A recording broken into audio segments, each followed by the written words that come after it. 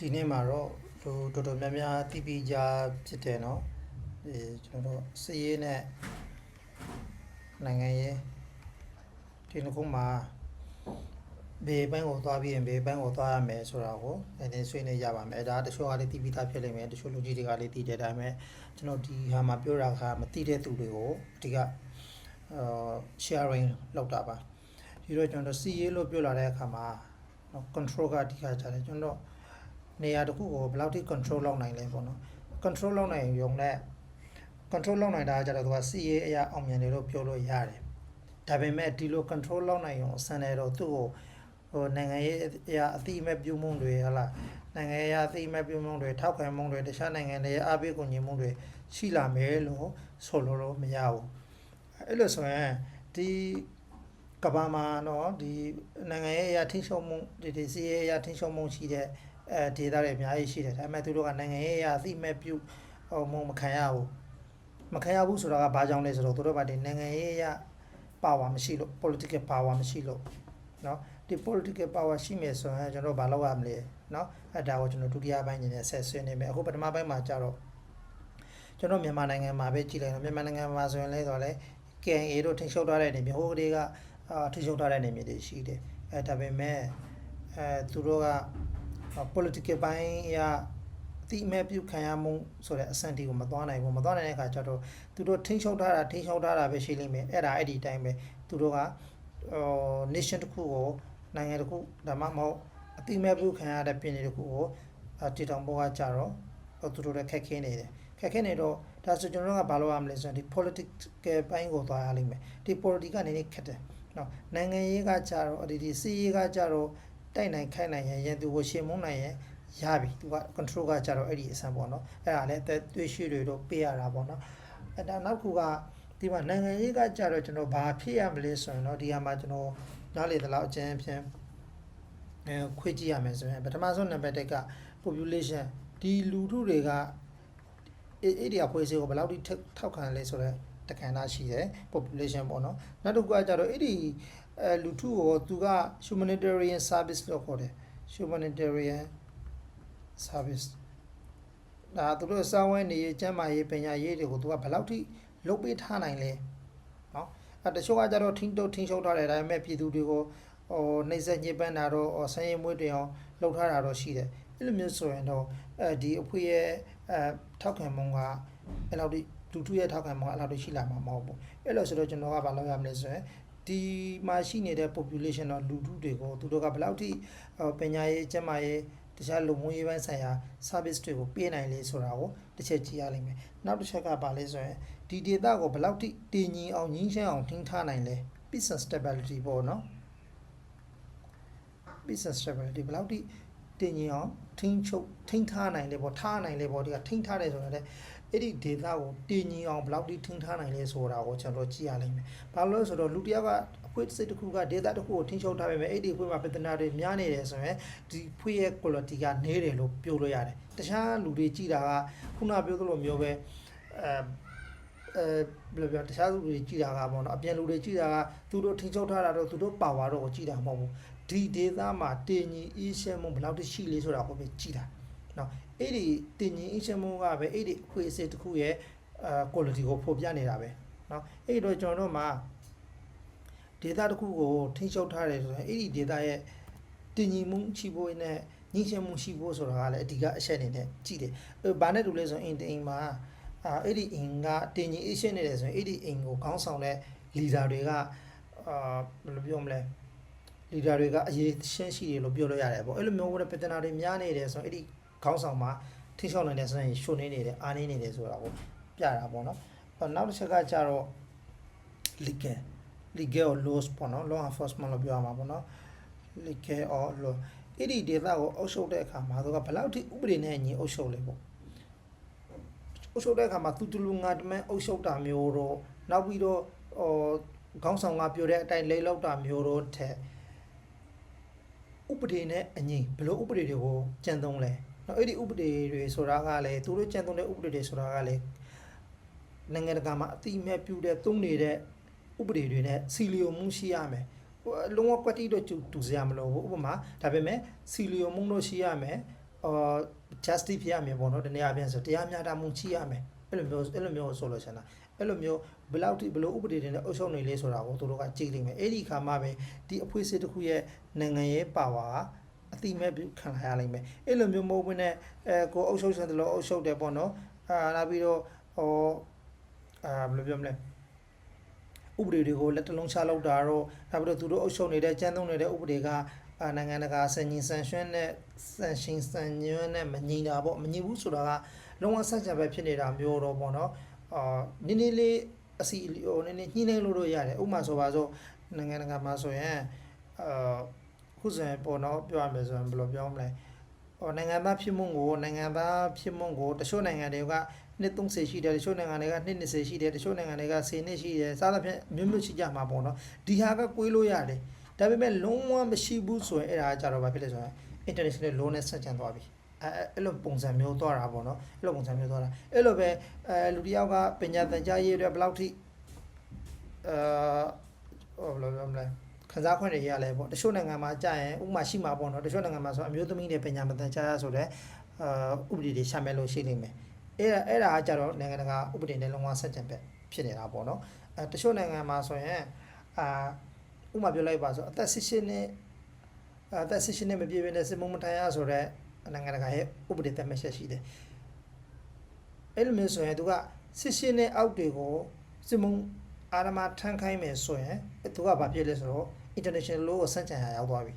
ဒါပေမဲ့18နှစ်ပြည့်ပြီးမှပဲစစ်မှုထမ်းခိုင်းမယ်ဥမာအတန်းအရမစစ်မှုထမ်းခိုင်းတာပဲဖြစ်ဖြစ်ဥမာပြပြတာเนาะကျွန်တော်ပြောတာကတရင်တယောက်ကြာစစ်မှုထမ်းခိုင်းတာပဲဖြစ်ဖြစ်အဲ့ဒါကကြတော့ international law နဲ့ကိတ်တော့ကိတ်တယ်စန့်ကျင်ဘက်တော့မကြဘူးဒါပေမဲ့သူရဲ့ဒေသဆိုင်ရာနိုင်ငံဆိုင်ရ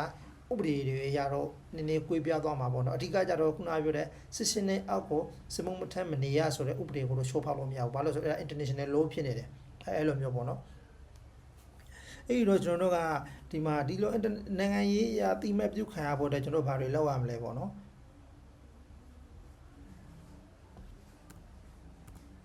နိုင်ငံရေးအရာတိမဲ့ပြုခံရဖို့ဆိုရင်ပထမဆုံးကဘယ်လိုပြောရမလဲကိုလုံနေတဲ့အလုပ်တွေကိုရှင်းပြဖို့လုပ်တယ်။ဒါကိုနည်းနည်းပြောရမယ်ဆိုတော့ propaganda လို့ခေါ်တာပေါ့နော်။ propaganda ဆိုတာဒီနေ့ပြောရရင်တော့သူ့ရဲ့အတိတ်ဘေကရတော့နည်းနည်းမကောင်းတဲ့ဘက်ကိုသွားနိုင်မလားတော့မသိဘူးပေါ့နော်။သူကဝါဒဖြန့်ချီရေးလို့ပြောရမှာပေါ့နော်မြန်မာလိုပြောတော့ဒါပေမဲ့တကယ်ကသူကဘာလဲဆိုတော့သူကိုလုံနေတဲ့အလုပ်ကိုသူများကိုရှင်းပြတာပဲ။ငါတို့ဒီလိုလုပ်နေတယ်။ဟောအဲ့ဒါကိုသူအများအောင်ရှင်းပြတာ။အဲ့လိုမျိုးမမြင်ဘူးဆိုရင်သူတို့ဘာလုပ်နေလဲဆိုတာမသိနိုင်ဘူးလေနော်။အဲ့လိုရှာပြတဲ့အခါမှာကျွန်တော်နေလအမျိုးမျိုးရှိတယ်နံပါတ်1နေလကကြတော့ကိုပိုင်စာတွေထုတ်ဝေတာနောက်တစ်ခုကကြတော့ဒီခေတ်မှာဆိုရင်မီဒီယာပေါ့နော်မီဒီယာတွေကနေတဆန်သွားတာနောက်တစ်ခုကကြတော့အဖွေးအစည်းတွေကနေတဆန်သွားတာဒီလိုမျိုးနေလတွေရှိတယ် propaganda မှာကြတော့နော်ဒီလိုမျိုးအဖွေးအစည်းပဲဆိုတဲ့နေရာမှာလေ local ရှိတယ်international ရှိတယ်ဒီလိုတော့ရှိမှာပေါ့နော်ဒီမှာနောက်တစ်ခုကျွန်တော်တို့သတိထားရမှာကဒီခေတ်မှာကကြတော့ဒီလိုမျိုးအဖွေးအစည်းတွေကအများကြီးရှိလာတယ် international lobby လုပ်တဲ့အဖွေးအစည်းတွေရှိတယ်ဒါမှမဟုတ်ဒီလိုမျိုးဘယ်လိုပြောမလဲNGO ပေါ့နော် NGO တွေရှိတယ် NGO ဆိုတာဗမ်လိုက်တဲ့အဖွေးအစည်းတွေပေါ့နော်အဲ့လိုမျိုးအဖွေးအစည်းတွေရှိတယ်ဒီတော့ကိုလုံနေတဲ့အလုပ်ဒီပြည်ထနာတွေများနေတဲ့နေရာတစ်ခုမှာတည်ငြိမ်မှုတွေရှိလာပြီဒီတည်ငြိမ်မှုကိုဘေးအဖွေးအစည်းကလုံနေလဲဆိုတာကိုသူတို့သိလာပြီဆိုရင်သူတို့ကဘာဖြစ်လဲဆိုရင်အဲ့ဒီ data နဲ့ပတ်သက်တဲ့ analysis တွေเนาะ analysis တွေထုတ်တယ်စသဖြင့်တခြားစာတမ်းတွေထုတ်မယ်ပေါ့နော်စာတမ်းတွေထုတ်မယ်အဲ့လိုမျိုးထုတ်တဲ့အခါမှာတခြားကျွန်တော်တို့က lobby လောက်ရတော့မယ်ကိုကနေပြီးတော့ဒီ data တစ်ခုကိုကထိန်းချုပ်ထားတာလည်းအတိုင်းအတာတစ်ခုတည်းကြာလာပြီကိုရဲ့လောက်ရတဲ့ကြောင့်လည်းဒီတိုင်းပြည်ကညှင်းရှင်းနေတဲ့ humanitarian service တွေကိုလည်းပေးနိုင်တယ်ဆိုတာအတိုင်းအတာတစ်ခုတည်းကြာလာပြီဆိုရင်သူကဘာလုပ်ရတော့မလဲဆိုရင်နောက်တစ်ဆင့်တက်လိုက်ရတော့မယ်နောက်တစ်ဆင့်တက်တယ်ဆိုတာအသိမဲ့ပြုခံရဖို့လုပ်ရတော့မယ်အဲ့လိုမျိုးအသိမဲ့ပြုခံဖို့လုပ်တဲ့အခါမှာအဲ့ဒီအဆင့်ကကြတော့ငါဒီလိုလုပ်နေပါတယ်ငါဘယ်လိုမျိုးလုပ်နေပါတယ်ဆိုပြီးတော့ပြောရုံနဲ့မလုံလောက်တော့သူကဘာလို့လာပြီလဲဆိုရင်ခုနပြောတဲ့ဒီမှာ local တွေinternational NGO တွေပေါ့နောက်တော့ media တွေအဲ့လိုမျိုးအဖွဲ့အစည်းတွေရဲ့ထုတ်ပြန်ချက်တွေလိုလာပြီ statement တွေလိုလာပြီเนาะ statement တွေလိုလာပြီကိုဒါမှလည်းတမားတမဲကြမှာလေအဲ့လိုမျိုးမဟုတ်ဘူးနဲ့ကိုလောက်တာကိုပဲကိုကအကောင့်ပြောနေုံနဲ့မရဘူးเนาะဒီတော့ခုနပြောရဲကျွန်တော်ပြောသလိုမျိုးတော့တခြားအဖွဲ့အစည်းတွေ statement တွေလိုလာတဲ့အခါမှာဒီဟာတွေကိုရှေ့ကဒီအဖွဲ့အစည်းတွေကထုတ်ထားတဲ့ statement တွေနောက်ပြီးတော့ analysis တွေကိုသုံးပြီးတော့ကျွန်တော်တို့က lobby လုပ်လို့ရတယ်เนาะ lobby လုပ်လို့ရတခြားအဖွဲ့အစည်းတွေကိုရှေ့ကက်လို့ရတယ်ပေါ့နော် lobby လုပ်တယ်ဆိုတာကတခြားအဖွဲ့အစည်းတွေကိုရှေ့ကက်တယ်တံပြလို့ရတယ်ကျွန်တော်တို့ဒီလိုလောက်လာတယ်ဒီလိုမျိုးလောက်တာကိုလေဒီအဖွဲ့အစည်းတွေကနေပြီးတော့ထောက်ပြန်ခဲ့တာတွေရှိတယ်အခုမှမဟုတ်ဘူးပေါ့နော်ဟိုလွန်ခဲ့တဲ့3နှစ်လောက်ကလေးကဒီလိုမျိုးဟာတွေရှိတယ်အခုဒီဒေသမှာလည်းကျွန်တော်တို့ကဘယ်လိုမျိုးလုပ်နေပါတယ်ဆိုတာကိုကတပါးလေးတက်ပြပြီးသွားဖြစ်သွားတယ်တက်ပြပြီးသားဖြစ်သွားတယ်အဲ့လိုမျိုးဆိုရင်ခင်ဗျအကောင့်ကြီးရှိနိုင်မလားမကောင်းတာမရှိနိုင်ဘူးလားဆိုတော့ရှိနိုင်တာပေါ့အဖွဲ့အစည်းမှာအမျိုးမျိုးရှိတဲ့အတွက်ကြောင့်ကျွန်တော်တို့ကောင်းတာရှိသလိုမကောင်းတာလည်းရှိမယ်ဒါဆိုရင်ကိုကဘယ်လိုမျိုးပြင်ပြီးတော့ရှေ့ပါမလဲเนาะ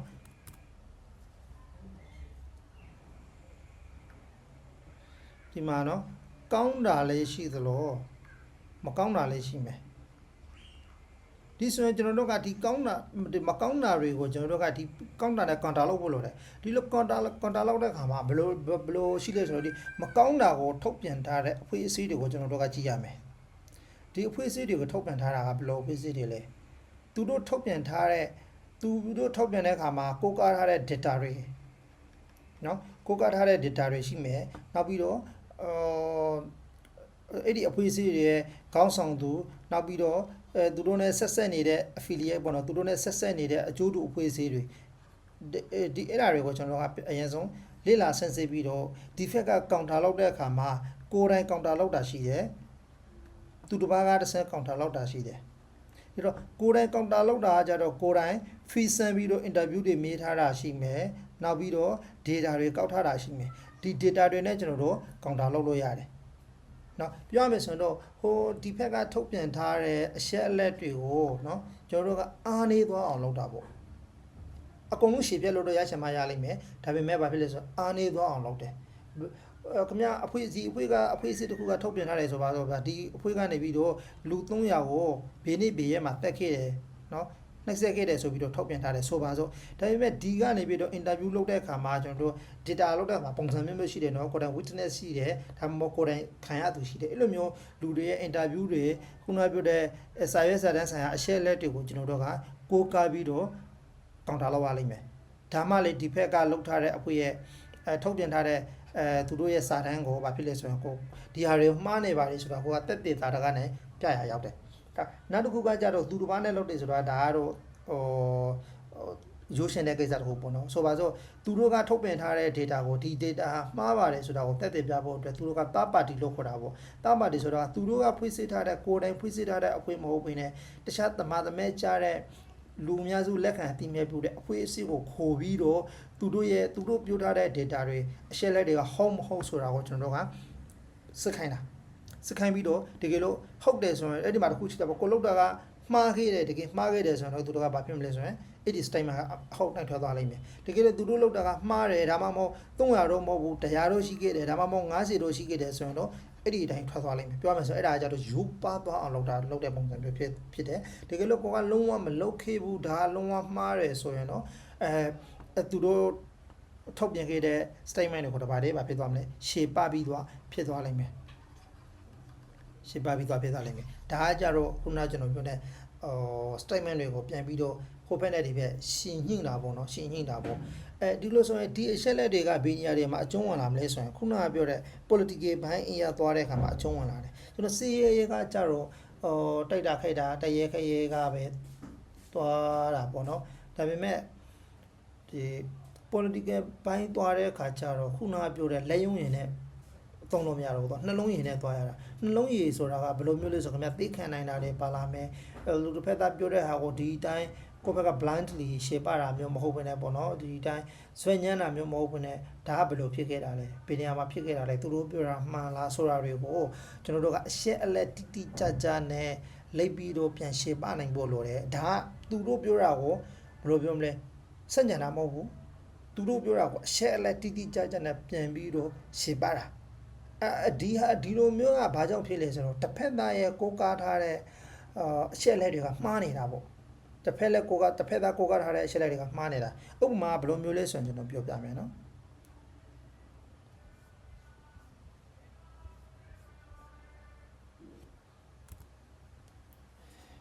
ငါဒီဖက် A ဆိုတဲ့အဖွဲစီကကိုဖက်ဖွဲစီ B ဆိုတဲ့အဖွဲစီကစန့်ကျန်ဖက်ဖွဲစီဒီအဖွဲစီကကိုကားထားတာကလူ9ယောက်ကိုကိုကားထားတယ်လူ9ယောက်ကိုကားထားမှာဒီ9ယောက်ကဆိုပါစို့မျက်မြင်သက်သေဆိုပါစို့မျက်မြင်သက်သေဆိုပါစို့သူတို့ကတကယ်မြင်ခဲ့တာကိုပြောရှင်လေးဖြစ်နိုင်တယ်ဒါမှမဟုတ်မုတ်သားနော်မုတ်သားသက်သေထွက်တာလေဖြစ်ရှင်ဖြစ်နိုင်တယ်သူတို့ကပြောတယ်ပေါ့နော်ဒီရွာမှာလူ300ဟောဘေးအဖွဲကတက်ခဲ့တယ်ဘေးအဖွဲကနှိုက်ဆက်ခဲ့တယ်ကျွန်တော်တို့ကအင်ဒီကိုသူတို့ကအင်ဒီကိုမိန်ရှို့တယ်နော်အင်ဒီကိုမိန်ရှို့တယ်ဒါဆိုပြီးတော့သူတို့ကကလေးတွေမိန်ကလေးတွေကိုမတင်းကျပ်နဲ့ဘာညာပေါ့ရှိမှာပေါ့နော်အဲ့ဒါတွေကိုကိုးကားပြီးတော့သူတို့ကဒါ witness 9ယောက်မျက်မြင်သက်သေ9ယောက်ကိုတုံးပြီးတော့သူတို့က statement တစ်ခုထုတ်လိုက်တယ် statement တစ်ခုထုတ်လိုက်တယ်ဆိုရင်ဒီဘက်ကလူကသူတို့ကထုတ်လိုက်တယ်ဆိုရင်ဒီတိုင်းညီနေလို့မရတော့ဘူးเนาะသူတို့ပြောတာကိုကောင်တာလုပ်ဖို့အတွက်ဘာဖြစ်မလဲဆိုရင်ကျွန်တော်တို့ကလိုက်ပြီးတော့ analysis လုပ်ရတော့မှအဲ့ဒီ data တွေကိုဟုတ်မဟုတ်ဆိုတာသူတို့ကလိုက်ပြီးတော့ဘယ်လိုပြောမလဲ data ကောက်ရတော့မှာဟုတ်အဲ့ဒီခါသူတို့က9ယောက်ပြောခဲ့တယ်ဘေးရွာလဲသူက location ပါမယ်ပေါ့နော်ဘေးရွာဒီဘေးဒေသမှာတော့ဘေးနဲ့ကဖြစ်ခဲ့တယ်ဆိုတာကိုသူတို့ကသွားပြီးတော့ကောက်လိုက်မယ်အဲ့ဒီခါမှာဒီဘက်က9ယောက်က witness နဲ့ပြောတယ်ဆိုရင်ဒီဘက်မှာအဲ့ဒီ data မှာရှိတဲ့တခြားလူတွေဥပမာ10ယောက်ဖြစ်ရင်ဖြစ်မယ်အယောက်20ဖြစ်ရင်ဖြစ်မယ်တရွာလုံးဖြစ်ရင်ဖြစ်မယ်ပေါ့အဲ့ဒါတွေကိုကျွန်တော်ကဗီဒီယိုနောက်ပြီးတော့စာနော်စာတွေကိုကျွန်တော်တို့မင်းပြီးရင်ကျွန်တော်ဘာလုပ်ရမလဲဆိုတော့ဒီဘက်ကဟိုကောင်တာလောက်ပါလိမ့်မယ်အဲ့ဒီခါမှာအဖြေကပို့သွားလိမ့်မယ်အဖြေပို့သွားတဲ့အပြင်ဘာဖြစ်လဲဆိုတော့ဒီအဖွေက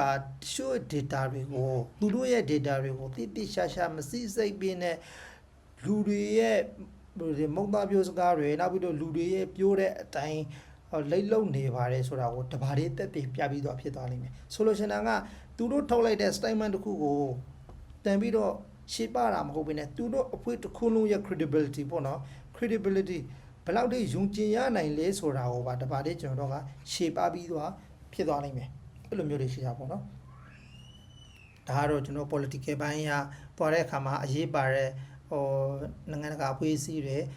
human rights organization လို့ခေါ်မယ်လူခွင့်ရေးဆိုင်ရာအဖွဲ့အစည်းတွေလည်းရှိမှာပေါ့နော်ဒါမှအကုန်လုံးတော့ view ဆက်ရမလို့ဘူးဒါမဲ့တချို့ဟာတွေကိုတော့ view ဆက်ရလိမ့်မယ်ကိုလောက်တန်းတဲ့ဟာတွေကိုတော့လောက်ရလိမ့်မယ်တချို့data အမှားတွေနဲ့ထုတ်ထားတဲ့ statement တွေကိုကျွန်တော်တို့ကကြာတော့ပြန်ပြီးတော့ counter လောက်ရလိမ့်မယ်အဲ့ဒီကိုလောက် counter လောက်တဲ့အခါမှာကိုယ့်ဘက်ကပစ္စည်းသက်သေလူသက်သေနှုတ်သက်သေပေါ့နော်စသဖြင့်သက်သေတွေကိုရှိသက်သေတွေနဲ့တိတိကျကျပေါ့နော်ကျွန်တော်တို့ပြန်ပြီးတော့ရှေ့ပါနိုင်ဖို့လိုတယ်ပေါ့နော်အဲ့လိုမျိုးတွေလောက်ထားမှပဲနောက်တစ်ချိန်မှာကျွန်တော်တို့နိုင်ငံရေးအရာသွားတဲ့အခါမှာပို့ပြီးတော့မြန်ဆန်မယ်လက်တွေကြမယ်recognize ဖြစ်ဖို့ပို့ပြီးတော့လွယ်မှာပေါ့နော်အဲ့လိုမျိုးမဟုတ်ဘဲနဲ့ဒီတိုင်းdata တစ်ခုကိုထိန်းချုပ်ထားရုံနဲ့တော့အဲ့ဒီအဖွဲ့အစည်းကိုနိုင်ငံရေးအရာအသိမဲ့ပြုလာမှာမဟုတ်ဘူးလို့တော့ကျွန်တော်ပြောချင်တယ်ပေါ့နော်ဒီနေ့အားကြတော့ဒီလောက်ပါပဲခင်ဗျ